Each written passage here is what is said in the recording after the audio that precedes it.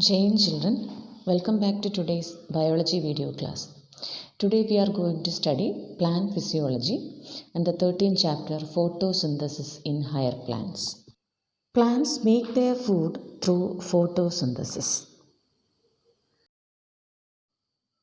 Photosynthesis is the process used by plants to make their food. It is the conversion of light energy into chemical energy. This chemical energy is used by the plants for the growth and nourishment, and some amount will be stored in the plant itself. In our kitchen also, when we are cooking, we need some ingredients to make our food like fire, water, vegetables. Like in plants also, they need some raw materials to do photosynthesis. They are light, water, nutrients and soil. Plants get light from sun, water from the soil, carbon dioxide from air. These ingredients help the plants to make their own foods. The water and minerals that is present in the soil will reach us to the leaf through special tissues called xylem. Xylem is the conducting tissue for water and minerals. It's like a long tube through which the water and minerals will reach us up to the leaf portion. Leaf also possesses minute opening called stomata, which helps for the gas exchange. Carbon dioxide and oxygen will enter and exit through this opening from the plants to outside. Mainly carbon dioxide will enter or absorbed by the plants through this opening called stomata. In the leaf, there are special cells called mesophyll cells. On these cells, there we can see a special structure called chloroplast, which gives green color to the plant. These chloroplasts will act as the site for photosynthesis. These chloroplast molecule will help to absorb sunlight. So, within the help of or with the presence of sunlight, carbon dioxide combines with water to become oxygen and glucose inside chloroplast, and this process is called photosynthesis. Thus, photosynthesis, which comes from two words, photo and synthesis. Photo stands for light, synthesis stands for the preparation of food. Photosynthesis literally means combining water and carbon dioxide to become carbohydrate in the presence of sunlight. Thus, the essential factors for photosynthesis are sunlight, water, and carbon dioxide. Next, we are going to study some early experiments regarding photosynthesis. Joseph Priestley in 1970 performed a series of experiments that revealed the essential role of air in the growth of green plants.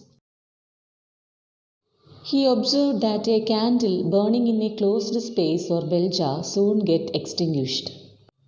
After that, he placed a mouse on the same bell jar along with the candle.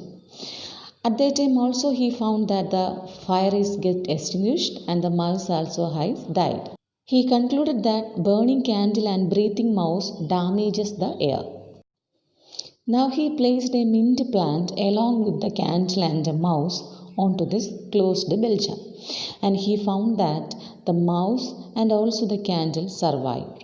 He concluded that the damaged air was replaced by the plants. The plants restore to the air whatever breathing animals and burning candle remove. For the survival of candle and mouse, oxygen is essential, and that is supplied by the plant through photosynthesis.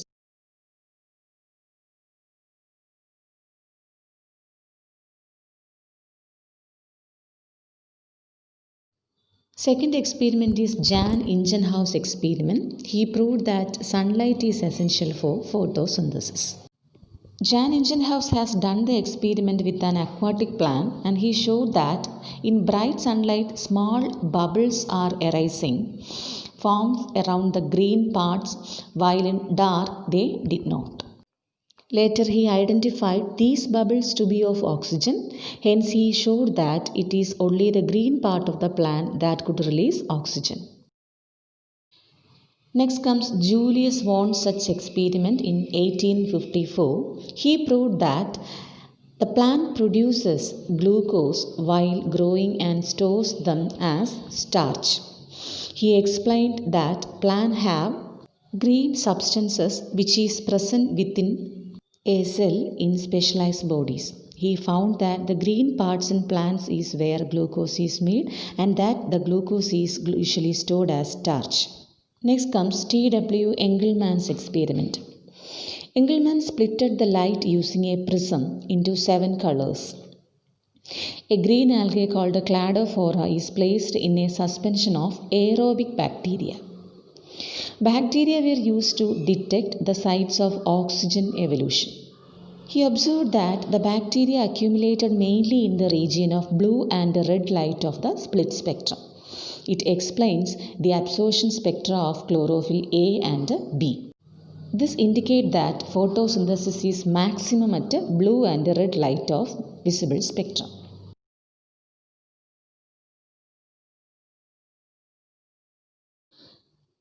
In 1897, another scientist, Cornelis van Til, he did an experiment with the purple and green bacteria and demonstrated photosynthesis is a light-dependent process. He explained hydrogen from water reduces carbon dioxide to carbohydrates. He concluded that oxygen comes from water and not from carbon dioxide.